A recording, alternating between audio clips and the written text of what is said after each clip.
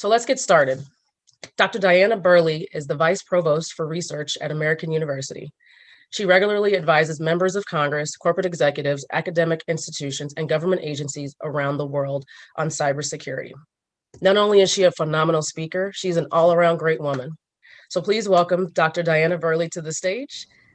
And Diana, you're up. Thank you. Thank you very much. I am delighted to be here with you this morning, and I will add my couple of little housekeeping items just before we jump into the discussion. One is that I know that you can put messages in the chat or questions in the chat. I will do my best to try to answer them as they come in, but we will certainly have time at the end in case I don't get to them, because sometimes I'm not able to multitask as well as I think I might. The second is that, like many of you, I am still working from home. I will tell you, I'm home in Northern Virginia. And also, like many of you, I got a pandemic puppy. He is sleeping right now on my foot, but sometimes he gets jealous of me talking to the computer screen, and so he may begin to make noise, and so I will ask for your indulgence in case that happens. But again, I am so thrilled to be here with you to talk about cybersecurity workforce, to get you engaged and involved. I'm so happy that you are here and participating in this job fair, because to me, that means that you have taken the very first and very necessary step forward in raising your hand and saying that, hey, you want to join us. And so welcome and congratulations for taking that step. I know that you are all very much aware of the cybersecurity demand problem, right? The fact that we have so many workforce shortages, and then frankly, that's why you're here. And the panels throughout the day for this incredible program are going to offer advice. They're going to highlight the demand. They're going to talk about the different pathways into and through the workforce, the need for diversity, for your voices. But today, what I'd like to do is to start off this morning talking about passion. And really tying passion, your passion, to real visible impact. Impact that keeps the gas flowing. All of you who are in Northern Virginia right now recognize that over the last week or so, we've had gas shortages because of the attack on the Colonial Pipeline. And I want to tie the work that you will one day become involved with to that impact, but to do it from this position of passion, because it's not just about filling cybersecurity workforce needs or careers with good salaries or careers that have great growth prospects, because all of these are true and they're very important, and I don't mean to discount them in any way. But this morning, I'd like you to take a step back and to think about you and why you're here. What role do you want to play in society? What role do you want to play in protecting and defending your family, your community, your country? What role do you want to play in enabling the future? Because I firmly believe that if we tap into your passion, all the rest of this is easy. It's easy to find your place in the workforce. So let's do that. Let's talk a bit about cybersecurity and then dive right into the passion that you have for this field. Now, I'll tell you, and I'd like to start off by saying, when I say cybersecurity and then I say CIA, what comes to mind? Now, if we were all in the audience together, I would ask you to raise your hand or shout it out. But I can tell you that if we were with a general group of people, a general audience, and we're in Northern Virginia and we talk about CIA, people would immediately point their fingers down toward Langley, right? They would think about the Central Intelligence Agency. They would think about spycraft. They would really, target that as what CIA means. But for us, and for you, I know, as you think about CIA in the context of cybersecurity, you think about confidentiality, integrity, and availability. When we talk about confidentiality, we're talking about the fact that we want to make sure that the data that is housed on our systems is only available to those individuals who should see it. When we talk about integrity, we're talking about the fact that we want to make sure that that data is true and accurate and verifiable. And availability, which is why we thought so much about what happened with Colonial Pipeline, is because availability is about having access to the data, those who should have access when they need to have access. Now, CIA is foundational, and while we have different variations and we talk about it in different ways and we evolve the discussion, at the core, cybersecurity always comes down to protecting the confidentiality, integrity, and availability of the data and the systems. That's not particularly sexy. It's not exciting, it's not captivating, and it doesn't necessarily evoke passion, and it doesn't necessarily connect with us as individuals. We recognize it as a critical piece of information, is foundational, is what we need to understand, but it doesn't necessarily get us excited. So what I'd like to do is to posit a CIA for the cybersecurity workforce. And before I do that, I just want you to keep two things in mind. One is we could certainly come up with other words, right? We don't have to focus on CIA, but I think that since that is a focus in cyber, it's a good way to remember and to think about this field. And the second is that the purpose of these words is to speak to your passion and to connect the work to the interest, to you, to what you will do. And in doing so, tying the work to different aspects of the cybersecurity workforce, and then ultimately tying back to impact. So C, I'm going to posit that the C is curiosity. And the key question here is why? So as a cybersecurity professional, curiosity is a core principle, a core value, a core trait, because we are constantly asking the question, why? Now, in order to ask the question why and to really continue to push forward, we have to have a certain level of capability. And so you have to make sure that you are adequately trained and educated in the basic skill set, because that gives you the foundation about which you can ask additional questions about why. It also allows you to focus. It allows you to engage in continuous learning, and everyone that you talk to about being in the cybersecurity workforce is going to speak to the need for continuous learning and the evolving of your skill set throughout your career. And in part, that is to support your ability to have curious inquiry about things like, why is this anomaly in the data showing itself? Does this mean something? So if you are looking at data logs, and that is the aspect of the field that you go into, you recognize that there is an anomaly, and you ask the question, why is this so?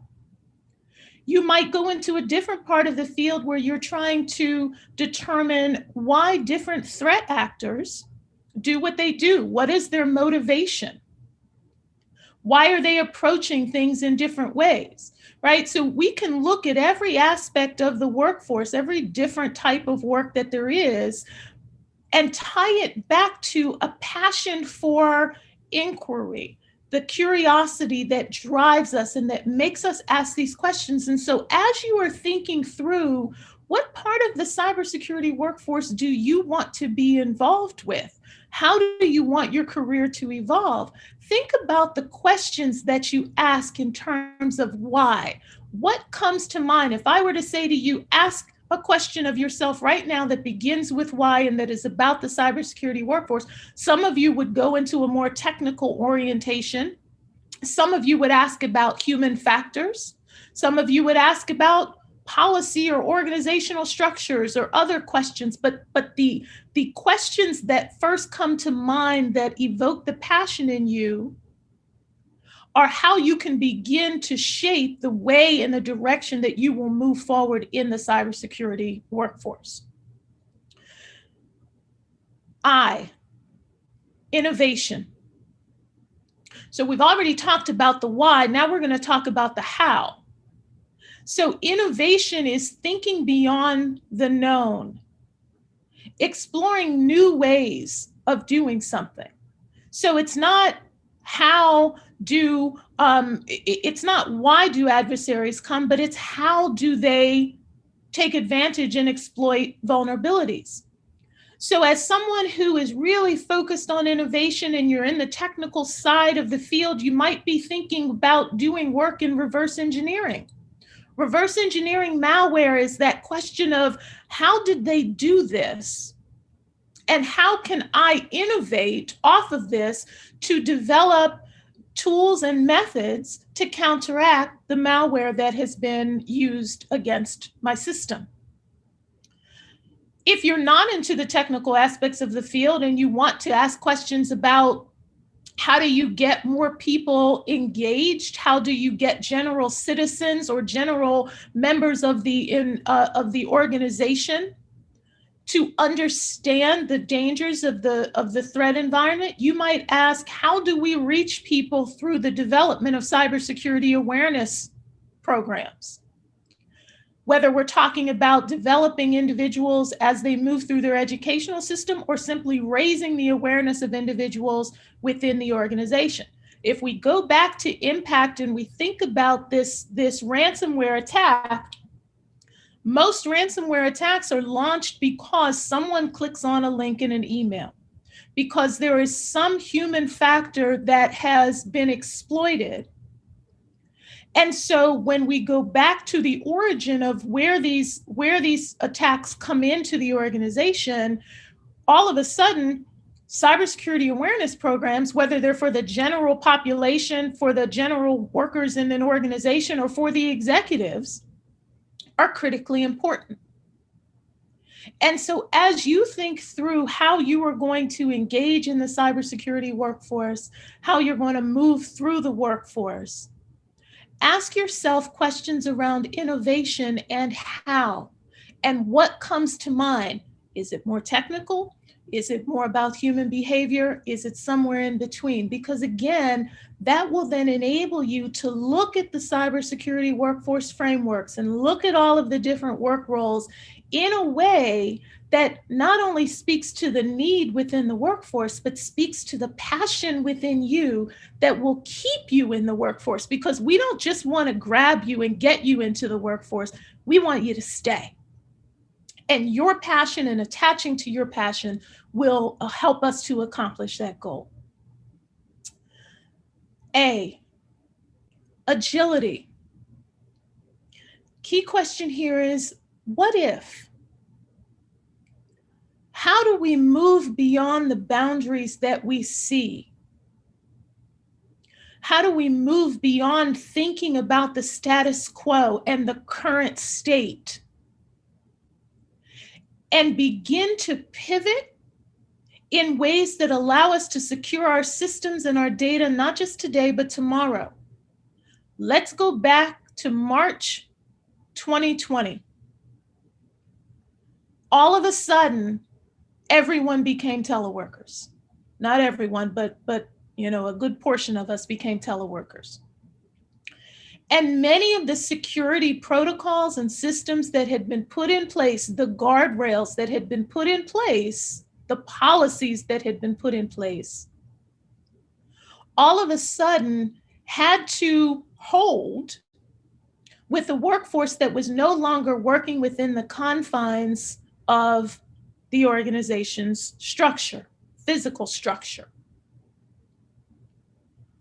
What if all of a sudden, one day, our entire workforce has to start teleworking? Will our systems still be secure? What if all of a sudden, not only are they becoming teleworkers, but they are in the home with their children and their spouses and their friends and whoever is in their space? And while we may have put in technical structures to facilitate secure connections to our systems, we never thought about the fact that there could be somebody sitting right there who is also on a connection, and someone who may be listening who couldn't have listened before. And all of a sudden, the confidentiality starts to be a question mark. What if our employees want to print at home, right? So there was lots of conversations about what the movement, the mass migration to telework meant for security professionals and the security protocols that had been put into place. So if we are thinking about that question of what if, asking questions that, never would have thought we had to ask before, but we have this mindset of being agile and saying, you know what, whatever the what if is, how can we work to ensure that we continue to have the level of security that we need in order to secure the systems and the data?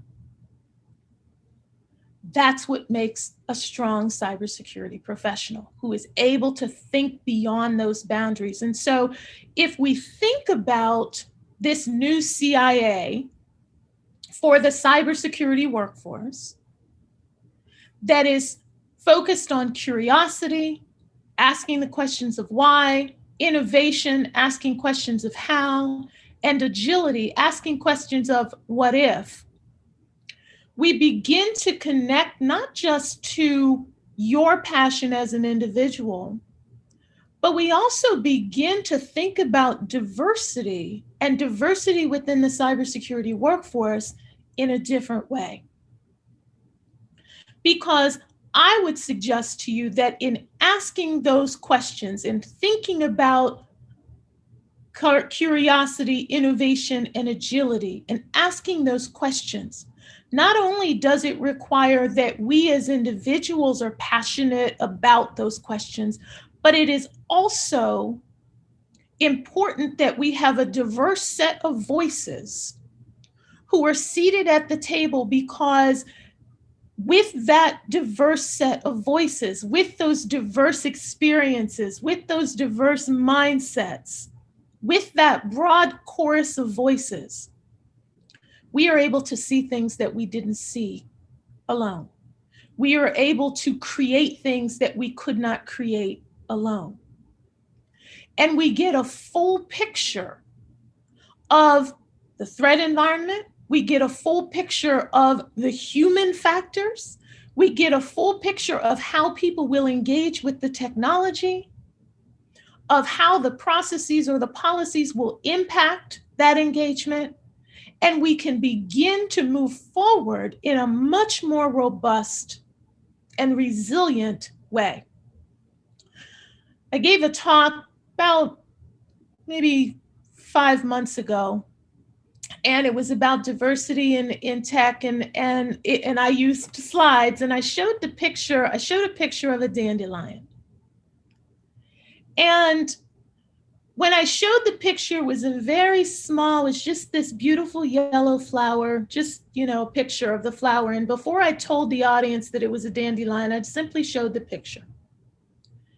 And then I said, now this is a picture of a dandelion. And I asked, and again, it was a rhetorical or a think about it in your mind kind of question, because it was a virtual engagement. But when I say dandelion to you, what is the first thing that comes to mind?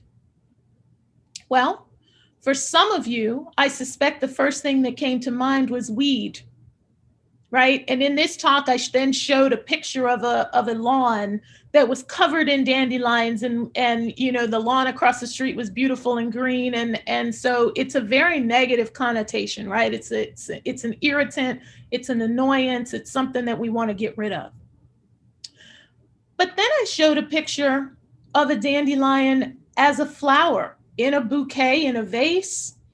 The dandelion, when it turns to seeds, and if you Google dandelion on the internet and you look at art, you will see tons and tons of pictures of dandelions as art, as posters, as drawings, as beautiful examples of nature. And so for some people, they immediately think about art. And still for others, they think about dandelions as a superfood. Dandelion greens, dandelion tea, which is long been known to be great digestive aids and great for your skin and for blood pressure and all these things. And so depending on who you are, your perspective, you could each look at a dandelion and think at least three different things: weed, flower, superfood. And in large part, how you perceive that dandelion is going to depend on who you are and your background and your experiences. This exemplifies why we need you in the cybersecurity workforce. Because what we don't want is everyone in the room to look and see a weed. Because when that happens, we are not able to innovate to the fullest extent of our capacity. We are not able to ask all of the what if questions that truly allow us to be agile, because we can anticipate different types of environments and situations and scenarios and threat actors, because everyone's approaching it from the same way. And while our curiosity as individuals allows us to ask the questions of why, we're still limited in our ability to analyze the data that we get in response to that question of why, because we don't have a full holistic view of the environment.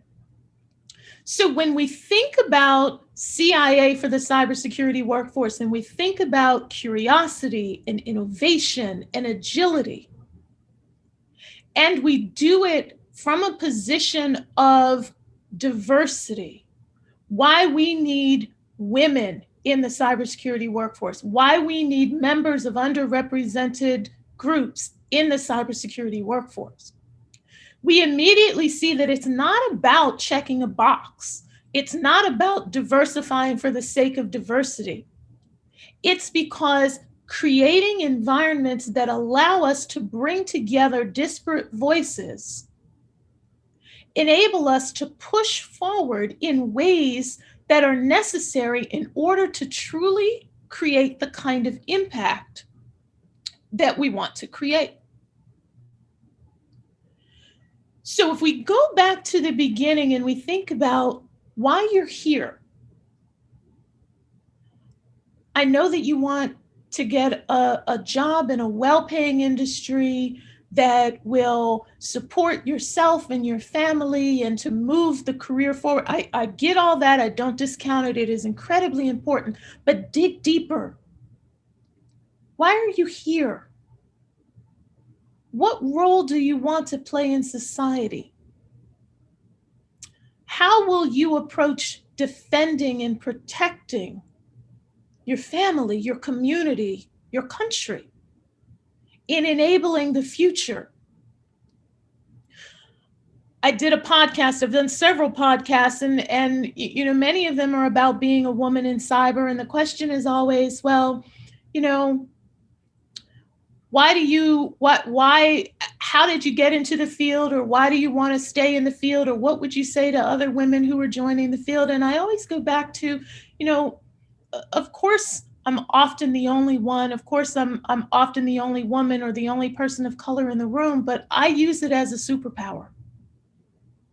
I truly believe that the different perspective that I bring to the discussion, to the analysis, to whatever it is that we're working on, allows us to develop a richer solution set,